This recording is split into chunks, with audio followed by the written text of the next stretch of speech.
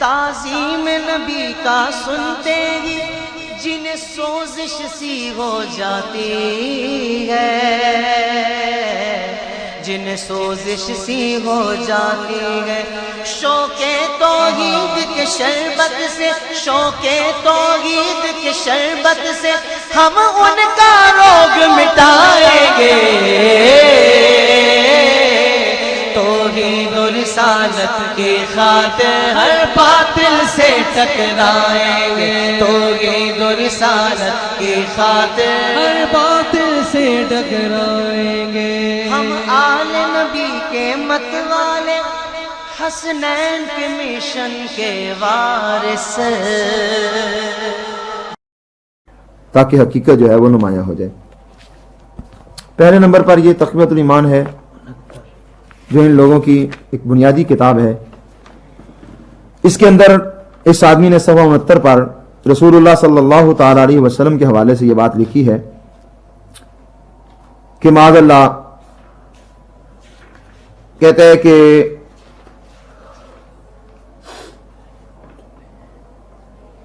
خود پیغمبر ہی کو یوں سمجھے کہ شرع کا حکم ہے، اور ان کا جو جی چاہتا تھا اپنی طرف سے کہہ دیتے تھے، اور وہی بات ان کی امت پر لازم ہو جاتی تھی، سو ایسی باتوں سے شرک ثابت ہوتا ہے۔ یعنی جو رسول اللہ صلی اللہ علیہ وسلم کی بات کو شریعت سمجھے اور یہ کہے جو رسول اللہ صلی اللہ علیہ وسلم فرماتے ہیں وہ امت کے لیے لازم ہے اور وہ شریعت ہے، تو یہ بات شرک ہے، اور ایسا سمجھنے والا مشرک ہو جاتا ہے۔ جبکہ قرآن مجید میں جگہ جگہ پر فرمایا گیا اطیعوا اللہ و اطیعوا الرسول، رسول اللہ کی بھی اطاعت کرو، جو حکم دے اس حکم کو لے لو۔ اب جو بھی سرکار حکم دیں گے اس حکم کو مان لینا، یہ کیا ہے؟ شریعت ہے، اور یہ مسلمانوں کے لیے شریعت کا درجہ رکھتا ہے۔ تو یہ کہتا ہے کہ ایسا عقیدہ رکھنے والا مشرک ہو جاتا ہے۔ ایسے ایک اور مقام پہ ارشاد فرمایا ما آتاکم الرسول فخذوہ، رسول اللہ صلی اللہ علیہ وسلم تمہیں جو دیں وہ لے لو۔ تو جو بھی سرکار عطا کریں گے، جو فرمائیں گے، وہ مسلمانوں کے لیے شریعت ہے۔ تو یہ کہتا ہے کہ جو یہ عقیدہ رکھتا ہے وہ آدمی مشرک ہوتا ہے، معاذ اللہ۔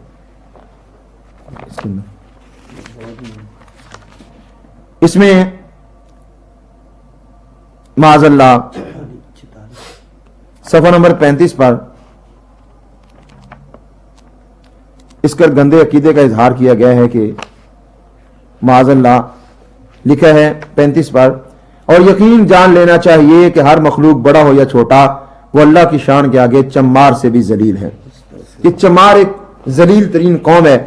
تو یہ کہتا ہے کہ ہر مخلوق بڑا ہو یا چھوٹا ہو، اب بڑا اور چھوٹا، بڑے سے مراد اس نے دوسری جگہ پر لیا ہے، یہ اس سے مراد جو ہے وہ انبیاء اور اولیاء ہیں، بزرگ ہیں، اور ہم چھوٹے ہیں، اللہ نے ان کو بڑائی دی ہے۔ یہ صفحہ نمبر 92 پر یہ لکھا ہے، ابھی دیکھ لیں۔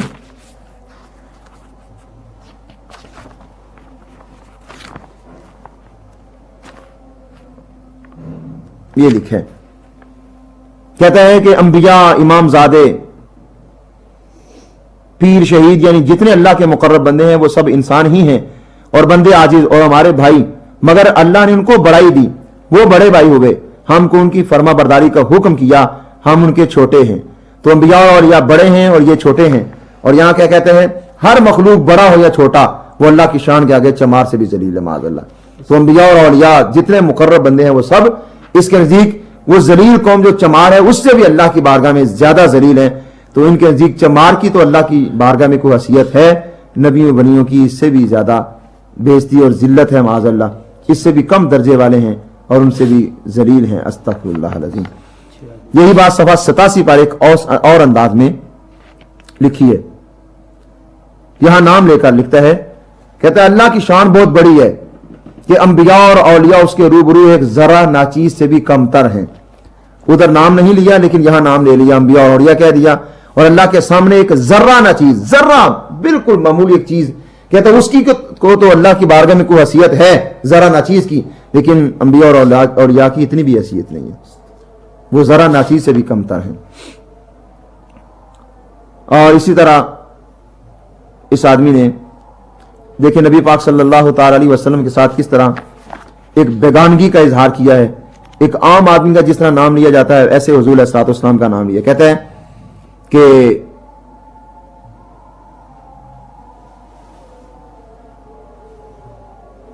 یہ صفحہ 68 پر ہے، کہ جس کا نام محمد یا علی ہے وہ کسی چیز کا مختار نہیں. جس کا نام یعنی اس کو کوئی پتہ نہیں کون ہے وہ، جس کا نام جس کو لوگ کہتے ہیں ان کا ان کے ساتھ کوئی تعلق نہیں ہے. اور جیسے ایک عام بازاری آدمی کا نام لیا جاتا ہے اس طرح نام لے رہا ہے. جس کا نام محمد یا علی ہے وہ کسی چیز کا مختار نہیں، نہ حضرت اور نہ ہی جو ہے سیدنا، نہ رسول اللہ صلی اللہ علیہ وسلم، کچھ بھی نہیں. ایک عام یانہ انداز میں کہا جس کا نام محمد یا علی ہے. نہ محمد صلی اللہ علیہ وسلم سے کوئی تعلق، نہ حضرت علی رضی اللہ تعالی سے تعلق.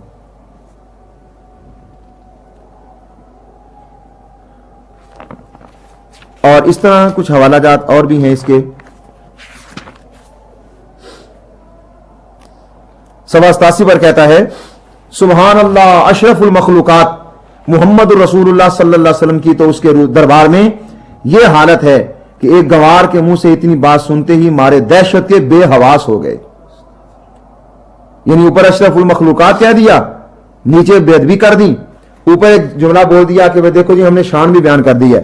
یہ تو ایسی ہے نا کہ آدمی اپنے باپ سے کہے کہ آپ ابا جان ہیں، بڑے محترم ہے، بڑے مکرم ہیں، لیکن آپ کا چہرہ جو ہے وہ گدھے جیسا ہے.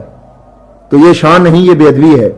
اشرف المخلوقات کہہ دیا، نیچے بے حواس ہو گئے، یعنی آپ کے حواس ختم ہو گئے، بے حواس ہو گئے، آپ کے حواس ہی قائم نہ رہے، حواس باختہ ہو گئے.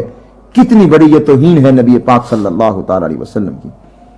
اور اسی طرح صفحہ 96 پر اس شخص نے انبیاء کرام علیہ السلام کے مقام کو اس طرح اور گھٹایا. کیا کہا؟ کہتا ہے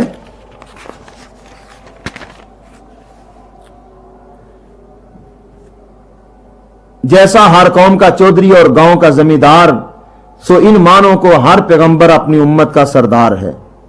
یعنی جس طرح قوم کے اندر چودھری ہوتے ہیں، گاؤں کا زمیندار نمبردار ہوتا ہے، اسی طرح ہی جو ہے نا ہر پیغمبر اپنی امت کا سردار ہے. تو گاؤں کے چودھری جتنا مقام ہے ان کا زمیندار جتنا مقام ہے معاذ اللہ. اور اس طرح صفحہ نمبر 93 پہ لکھتا ہے رسول اللہ صلی اللہ علیہ وسلم کی طرف جھوٹی بات منسوب کرتے. ایک تو جھوٹی بات منسوب کر کے اس نے اپنا ٹھکانہ دوزخ میں بنایا، دوسرا بے ادبی کا لفظ یوں بولا، کہتا ہے کہ ایک دن مر کر مٹی میں ملنے والا ہوں. رسول اللہ صلی اللہ علیہ وسلم کو مر کر مٹی میں ملنے والا قرار دیا. اور معاذ اللہ یہ بڑی شدید ترین توہین ہے سرکار کریم صلی اللہ تعالی علیہ وسلم کی. اور اس کا سب اس پہ کیا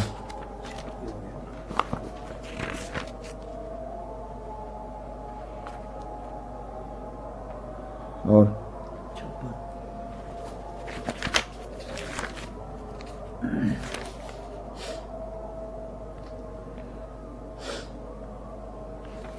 اس طرح کی اور بھی بہت ساری گستاخیاں اس کتاب میں کی گئی ہیں. ایسی یہ کتاب طریقے محمدی ہے. اس کے 2-3 مقامات نبی پاک صلی اللہ علیہ وسلم کی بات کو درست نہیں سمجھا گیا. کہتا ہے کہ سنیے جناب بزرگوں کی، مجتہدوں اور اماموں کی رائے، قیاس، اجتہاد و استنباط اور ان کے اقوال تو کہاں، شریعت اسلام میں خود پیغمبر اللہ صلی اللہ علیہ وسلم بھی اپنی طرف سے بغیر وحی کے کچھ فرمائیں تو وہ بھی حجت نہیں. یعنی رسول اللہ صلی اللہ علیہ وسلم اپنی طرف سے کوئی بات امت کو کہہ دیں تو کہتا ہے کہ وہ حجت نہیں، وہ دلیل نہیں، اس کا کوئی اعتبار نہیں ہے. معاذ اللہ استغفر اللہ.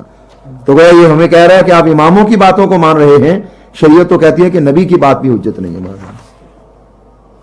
اور ایسے ہی صفحہ 59 پر لکھا ہے، کہتا ہے تعجب ہے جس دین میں نبی کی رائے حجت نہ ہو، اس دین والے آج ایک امتی کی رائے کو دلیل سمجھنے لگے. دین میں نبی کی رائے حجت نہیں. تو ظالموں اگر نبی کی رائے حجت نہیں ہے تو پھر کس کی بات حجت ہے؟ دین تو کہتا ہے کہ نبی پاک صلی اللہ تعالی علیہ وسلم حاکم ہیں اور حاکم کی ہر بات کو مانا جاتا ہے. رسول اللہ صلی اللہ علیہ وسلم تمہیں جو دیں وہ لے لو اور رسول اللہ صلی اللہ علیہ وسلم کے ہر حکم کی اطاعت کرو. اور ایسے ہی صفحہ 61 پر لکھا ہے جب اللہ کے پیغمبر کو یہ اجازت نہ تھی کہ اللہ کے دین میں اپنی طرف سے کچھ کہہ دیں، یعنی رسول اللہ صلی اللہ علیہ وسلم کو یہ اجازت نہیں ہے کہ اپنی طرف سے کوئی بات کہہ دیں، تو یہ بات بھی معاذ اللہ رسول اللہ صلی اللہ علیہ وسلم کی توہین ہے، سراسر بے ادبی اور گستاخی ہے کہ رسول اللہ کی بات کو حجت نہیں مانا گیا. اور ایسے ہی ثناء العامر سری نے شمع توحید کے اندر وہ رسول اللہ صلی اللہ علیہ وسلم کی باتوں کی حیثیت کو یوں ختم کرتا ہے، کہتا ہے کہ اللہ کی بات ہر حال میں مانو اور رسول کا وہ حکم تم پر واجب العمل ہے جو رسالت کی حیثیت میں ہو. یعنی رسول اللہ صلی اللہ علیہ وسلم کی ہر بات واجب العمل نہیں ہے، بعض باتیں واجب ہیں بعض واجب نہیں ہیں. रसूलुल्लाह सल्लल्लाहु अलैहि वसल्लम का हुक्म जो है ना वो तुम पर लाजिम नहीं है, जो रिसालत की हैसियत में हो वो लाजिम है। अब ये इस तरह तो सरकार की हर बात का इनकार करना आसान हो गया। मुनकरीन हदीस को एक जो है इन्होंने गोया रास्ता दे दिया, एक मवाद दे दिया। वो जिस बात का इनकार करना चाहे तो कह सकते हैं कि ये रसूल का हुक्म रिसालत की हैसियत में नहीं है। तो ये बातें गोया इस्लाम की खिदमत नहीं बल्कि मुनकरीन हदीस की इन लोगों ने मुआमलत की है और उनके लिए एक राह आसान कर दी है। ऐसे ही ये शख्स सिरात मुस्तकीम इस्माइल देलवी की किताब है, इसका सफ़ा नंबर 118 है। फारसी भी यहां पड़ी है, वो भी दे दें। फारसी भी मौजूद है लेकिन उसका ये उर्दू तर्जमा पढ़ लें, फिर फारसी भी बता देते हैं। कहता है ज़ना के वस्व से अपनी बीवी की मुजामत का ख्याल बेहतर है और शेख या उस जैसे और बुजुर्गों की तरफ खा जनाब रिसालत माब ही हों, अपनी हिम्मत को लगा देना अपने बैल और गधे की सूरत में मुस्तगरिक होने से बुरा है। कि एक तरफ एक आदमी को बैल और गधे का ख्याल आया, दूसरी तरफ नबी पाक सल्लल्लाहु अलैहि वसल्लम का ख्याल आया, तो कहता है बैल और गधे का ख्याल अच्छा है, उसके ख्याल में गर्क हो जाना बेहतर है। लेकिन रसूलुल्लाह सल्लल्लाहु अलैहि वसल्लम का ख्याल आना बैल और गधे के ख्याल में गर्क होने से भी बुरा है माज़अल्लाह। और आगे इस कदर बदबख्ती का मुजाहरा किया, कहता है कि अगर नबी पाक सल्लल्लाहु अलैहि वसल्लम का ये वसवसा ख्याल जोर की नमाज में पेश आया है तो फर्ज और सुन्नतों से फारिग होकर तन्हाई और खलवत में वसवसे को दिल से बिल्कुल निकाल कर 16 रकते नमाज पढ़े, यानी कज़ा कर उसकी नमाज हुई नहीं है। और जब ये सारी रकतों में ख्यालात का सिलसिला लगा रहा था और अगर सारी रकतों में वसवसे नहीं रहे थे बल्कि बाज़ तो हुजूर के साथ ख्यालात से खाली पड़ी थी और बाज़ ख्यालात से आलूदा हो गई थी, तो वसवसे वाली रकतों में से हर एक रकत के बदले 4 रकतें अदा करे और मगरब की नमाज के बाद नमाज असर का तदारुक करे और उसके बाद नमाज मगरब का, और इसी तरह इशा का तदारुक उसके बाद करे और फजर का तदारुक तलुए आफ्ताब के बाद चाहिए। यानी जितनी रकातों में रसूलुल्लाह सल्लल्लाहु अलैहि वसल्लम का ख्याल आया है उतनी बाद में पढ़े, 4 हैं तो 4 के बदले में 16 अदा करे। इसी तरह बाकी नमाजें भी माज़अल्लाह उनकी कज़ा दे, क्योंकि रसूलुल्लाह सल्लल्लाहु अलैहि वसल्लम का ख्याल आ गया जो बैल और गधे के ख्याल से बुरा है। ये सिरात मुस्तकीम फारसी है, ये सफ़ा नंबर 95 है इसका।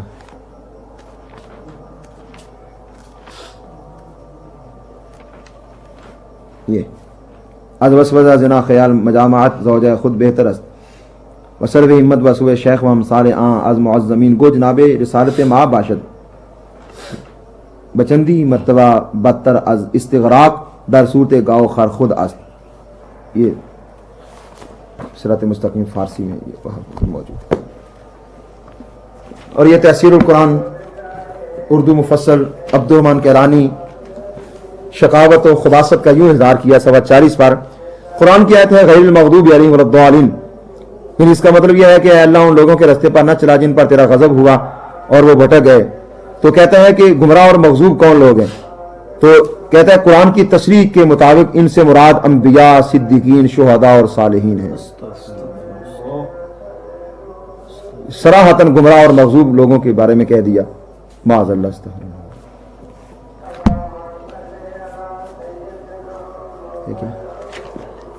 अब यहां एक देखें और बदबख्ती इनकी, ये फतावा अहले हदीस जिल्द अव्वल सफ़ा नंबर 250 पर 250 और 251 और यहां लिखा है कि आपके पेशाब का पाक होना साबित नहीं होता, और यहां नजस लिखा है।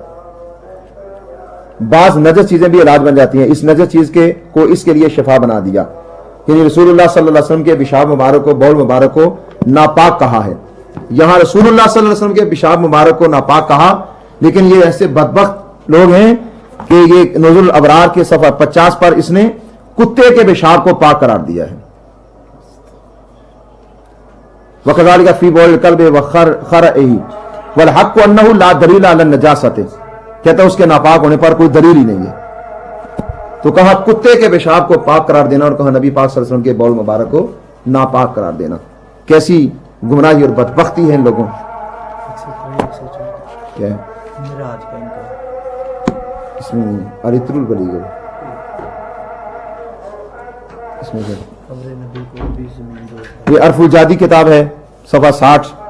اس میں لکھا ہے برابر ساخت تنش با خاک واجب است بر مسلمین بدون فرق دراں کے گور پیغمبر باشد یا غیر.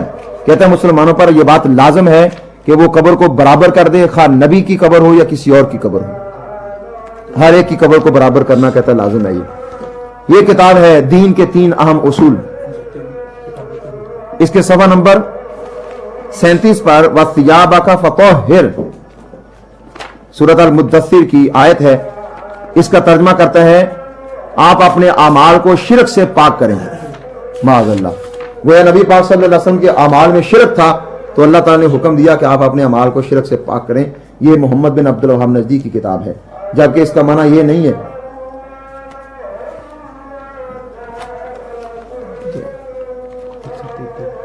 یہ خطبات نواز چیمہ نامی آدمی سے 133 پر حضرت یونس علیہ السلام مچھلی کے پیٹ میں ایک لغزش کی وجہ سے چلے گئے.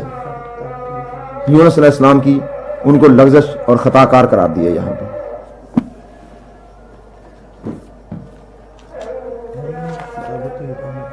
دوسرا کون سا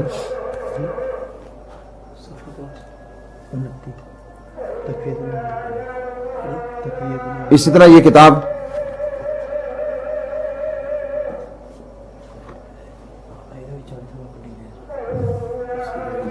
کتاب توحید, اس میں ایک یہ عبارت ہے کلمہ لا الہ الا اللہ کی بابت کرتا ہے. اس میں ما سوی اللہ کی نفی اور صرف اللہ تعالیٰ کی ذات کا اس بات ہے, یعنی اللہ تعالیٰ کے علاوہ ہر چیز کی نفی کر دو, انکار کر دو کہ کوئی چیز ہی نہیں ہے. اور اس میں انبیاء کرام علیہ السلام کے بارے میں وہ لکھا تھا, اس نے کہا کہ معاذ الانبیاء بھی لا الہ الا اللہ کی فضیلت کو جاننے کے محتاج ہیں. یہ رسالت کے بارے میں ان کا یہ عقیدہ کہ انبیاء کرام کو بھی لا الہ الا اللہ کی فضیلت نہیں معلوم, اور وہ بھی ان کی فضیلت کو جاننے کا بھی محتاج ہے, بھی ضرورت ہے کہ ان کو ان کی اور اس کی فضیلت سے آگاہ کیا جائے. اور